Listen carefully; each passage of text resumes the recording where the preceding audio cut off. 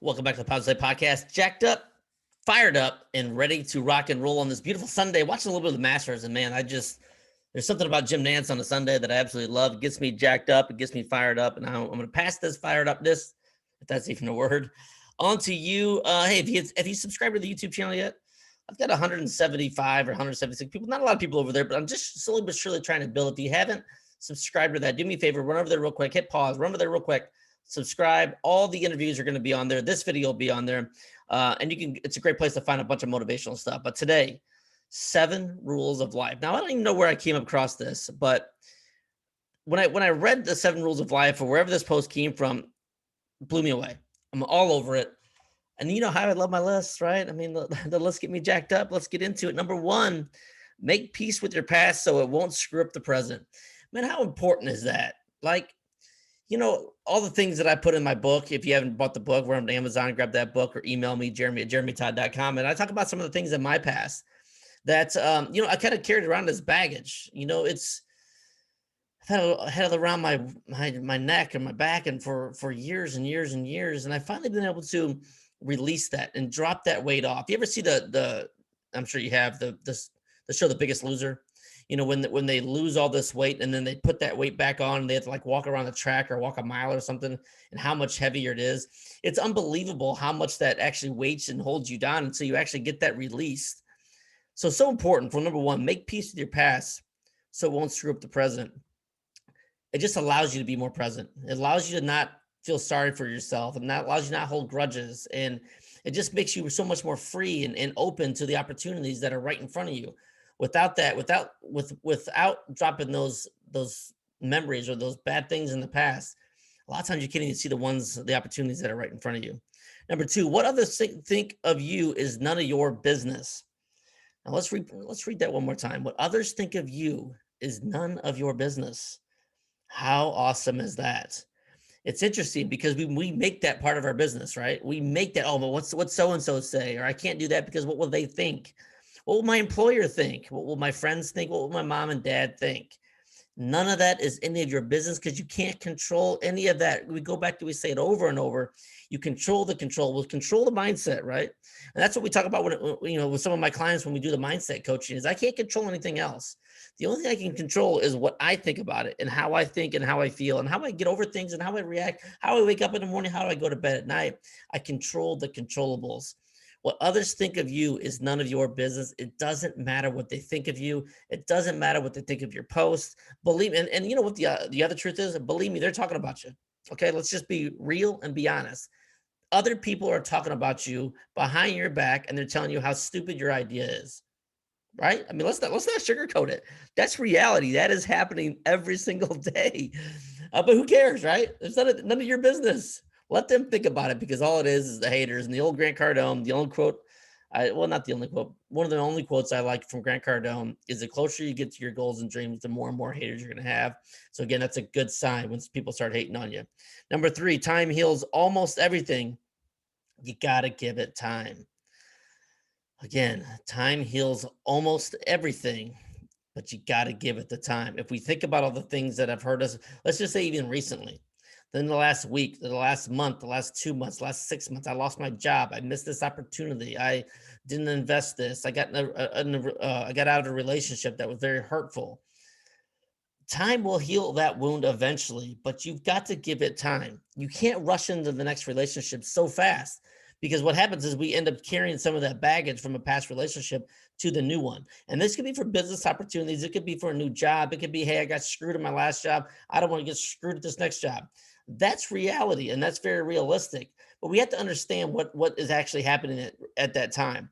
These things do take time. And it's okay. When you get burnt or you get upset or you get hurt, it is okay. It does take time. It will heal itself, but you got to give it time. You also got to be realistic about it. If I'm not over that yet, I'm not over that yet. And that's okay. But accepting where you are in the situation is extremely important. You may not be over it, but it's time to move on. You've got to, again, when we go back to the 2 points ago, we have to be open-minded to the opportunities that are coming into us, because if not, if we're living in the past, if we're not getting over the things that have hurt us in the past, we're never going to see the opportunities that are right in front of us. Number four, don't compare your life to others and don't judge them. You have no idea what their journey is all about. When I heard this and I read this the first time, two things popped in my head. Number one, yes, I don't know what they're going through, no matter how bad their situation is. I can't stand people that judge other people based on where they're at in their lives, because like we're all living high on the hog, or all this great stuff, and shame on them. They should have done this, or why would they be where they are? Why they made a mistake? I can't believe they did that. We don't know what goes through their life. What we need to do is be more peaceful and encourage people and be there for them, be that support system, because sometimes that's all someone needs. Maybe they've never had someone to support them, and maybe that's your job, is to step up and help them get to the next level, help them get to the next spot in life. But the other thing I also want to point out to this is a very, very important. As I read this again, don't compare your life to others and don't judge them. You have no idea what their journey is all about. This also goes to the other side of the scale for successful people. One of my biggest pet peeves is hating on people that are successful. I want all of us to go to the bank. All of us to go to the bank. And I love seeing people succeed. And the other thing about that is, with successful people, you don't know what they've gone through. You don't know the struggles that they've had. And the chances are, most likely, their life has not all been rainbows and butterflies, and they've extremely struggled. Yet we see them being a success story, and we're like, oh, look at them. They got their new car, their new house. I can't believe they do that. Good for them. Good for them. If that's what they've worked their whole life, and I'm sure they've struggled. It's that old picture of the iceberg. You see the little tip of the iceberg, but underneath the iceberg is gigantic, right? It's like the size of a mountain, but you see this little bitty thing that says success, and then all the rest is the failures, the getting told no, the struggles, the late nights, the crying, the obstacles, all the hating, all that stuff goes on in life. So again, there's two ways to look at that. Look at the people that are struggling, and also look at the people that are successful. You cannot judge either one of them. Number five, stop thinking too much. It's all right not to know the answers. They will come to you when you least expect it. So important again. When I go back to thinking about my podcast, I hired a coach, my buddy Sam Crowley. Much love, Sam. And I had just a tiny bit of success. I had, like, I don't know, like 1,000 downloads for the podcast, which again is a lot for some other people. So not judging, but I'm like, oh my gosh, I'm going to be so busy. I don't know how I'm going to be able to maintain. And he was like, dude, stop, slow down. Everything is going to come to you when you need it. It's not going to come too fast. It's not going to come too slow. But when you're ready, all the opportunities are going to come to you. Just don't quit. And that's why again, I think that's so important. Stop thinking too much. It's all right to not know the answers. They will come to you when you least expect it. And they have my entire life. It's, again, we go back to controlling the controllables. It's just, if you have a bad day, you go to bed early. You wake up and wait for the opportunity for the next day. Things will come to you when they're ready to come to you. There's no reason to rush it. What you have to do is be present, enjoy the journey, not look too far into the future, and definitely don't look in the past. But what can I do right now to make my life just a little bit better? One thing I've shared with a couple of people is on my YouTube channel. I'm watching one YouTube video a day of how to increase subscribers. I'm going to do this for 30 days. I'm going to do tweak one little thing, change one little thing, and who knows what's going to happen at the end of the 30 days. But what I'm going to do is I'm not going to look too far into the future. The answers will come to me in the order that they're supposed to come to me. But again, I'm taking action. I'm doing the things that I say I'm going to do, and then I'm going to actually make these incremental changes and cross my fingers and hope it works out. I can't control it, but I can control the controllables. I can control my mindset, control the attitude, and control, most important, control the activity. Number six, no one is in charge of your happiness except you. That one is extremely hard for me, and I've struggled with that for a long, long time. In my past relationships, I've always looked at for them to make them happy, and that makes me happy. And again, it's still true to that. I mean, I guess if I'm saying that out loud, that is still very, very true. But none of that's going to happen unless I'm happy with myself, right? I know it sounds selfish. I know it sounds greedy. Whatever. I'm not even sure what you're thinking about when I say that out loud, but it's very, very true. I can't help anybody unless I help myself. I can't encourage people. I can't motivate people unless I myself am encouraged and motivated by myself. I mentioned this the other day on the podcast, and you'll see this coming out this Wednesday. Um, about, at some point, you just have to tell yourself that you're proud of yourself. I mentioned to one of my coaching clients, much love. And I told him as well, we need to take us time to actually be proud of ourselves and understand the happiness that we already have internally, and just to say that that's okay.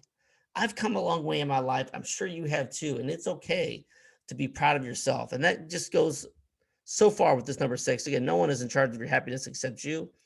So powerful. Number seven, the final one.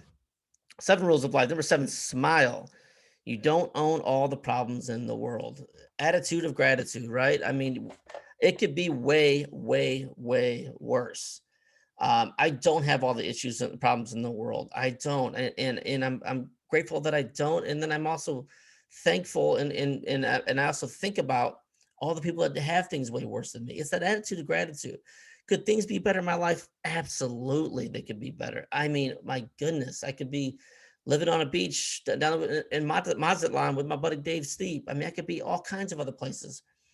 But man, it could be way worse. I could be in the street. I could not be here. I could be extremely sick. I could have, I mean, the list goes on and on. I don't really want to focus on the negativity, but man, I wake up every single day grateful for the things that I have. And I'm very proud of the things and the accomplishments that I've done in my life. And I'm very proud of you as well. And you should be proud of yourself for all the accomplishments in life. Wake up with a smile, go to bed with a smile, and think about how wonderful you have in your life. It's the attitude of gratitude. It's so powerful just saying that every single day, having that attitude of gratitude. It's changed my life. I hope it's changed yours just the same. The seven rules of life again. Number one, make peace with your past so it won't screw up the present. Number two, what others think of you is none of your business. I love that one. So good. Time heals almost everything. Give it time. Number four, don't compare your life to others and don't judge them. You have no idea what their journey is all about. Number five, stop thinking too much. It's all right not to know the answers. They will come to you when you least expect it. No one is in charge of your happiness except you. And number seven, smile. You don't own all the world's problems. The Positive Side Podcast, fired up, jacked up. Uh, and I'm just so excited about where the momentum and the direction of the show is going. I've had so much fun the last 6 8 months doing the show, and it's only getting better. The guests that are coming on are just rocking it, and I'm just happy, right? I mean, it's okay to be happy, right? I mean, what's wrong with that, right? I'm proud of myself. It's cool.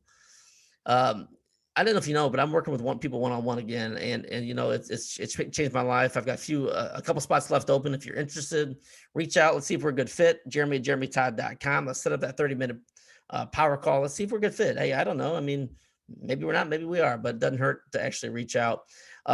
Leave those 5-star reviews. Buy the book. I mean, I got shirts coming out, cool stuff's coming up, and I'm just again attitude of gratitude. I'm grateful for you. I hope you're grateful for me.